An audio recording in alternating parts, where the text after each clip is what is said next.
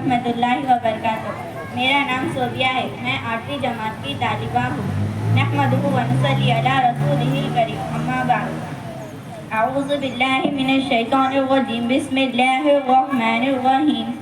حضرت ابو بکر صدیق رضی اللہ تعالیٰ عنہ پر اللہ کا ڈر۔ حضرت ابو بکر صدیق رضی اللہ تعالیٰ عنہ جو باجمع اہل سنت انبیاء کے علاوہ دنیا کے تمام آدمیوں میں سے افضل ہیں، ان کا جنتی ہونا یقینی ہے کہ خود حضور اکرم صلی اللہ علیہ وسلم نے ان کو جنتی ہونے کی بشارت دی اور جنتیوں کی ایک جماعت کا سردار بنایا، اور جنت کے سبھی دروازوں سے ان کی پکار اور بلوانے کی خوشخبری دی، اور یہ بھی فرمایا میری امت میں سب سے پہلے حضرت ابو بکر صدیق رضی اللہ تعالیٰ عنہ جنت میں داخل ہوں گے۔ اس سب کے باوجود حضرت ابو بکر صدیق رضی اللہ تعالیٰ عنہ نے فرمایا کاش میں کوئی درخت ہوتا جو کاٹ دیا جاتا، کبھی فرماتے کاش میں کوئی گھاس ہوتا اس کو جانور کھا لیتے، کبھی فرماتے کاش میں کسی مومن کے بدن کا بال ہوتا۔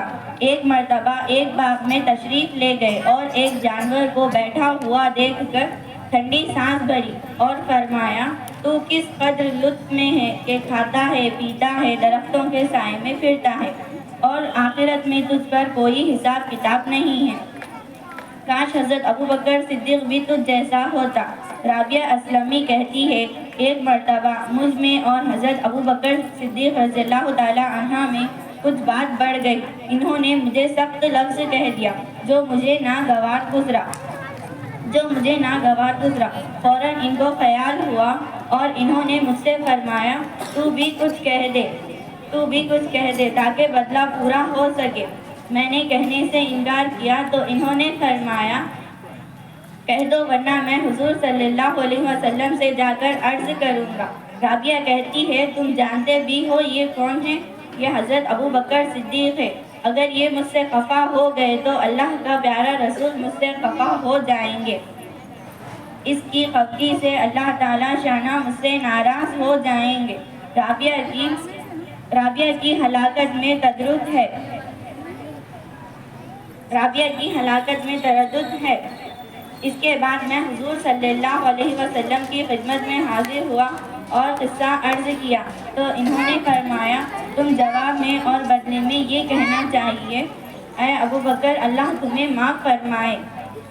اس کا مطلب یہ ہے کہ اللہ کا خوف ایک معمولی کلمے میں ہے۔ حضرت ابو بکر صدیق رضی اللہ تعالیٰ عنہ رابعہ بدلہ لے لے۔ وہ اس قدر پریشان ہوئے کہ اول تو خود درخواست کی اور پھر حضور صلی اللہ علیہ وسلم سے واسطے اس کا ارادہ فرمایا رابعہ بدلہ لے لے۔ آج ہم سینکڑوں باتیں ایک دوسرے کو کہہ دیتے ہیں لیکن اس کا خیال بھی نہیں کرتے، لیکن آخرت میں اس کا بدلہ لیا جائے گا یا حساب کتاب بھی ہوگا۔ صدق اللہ العظیم۔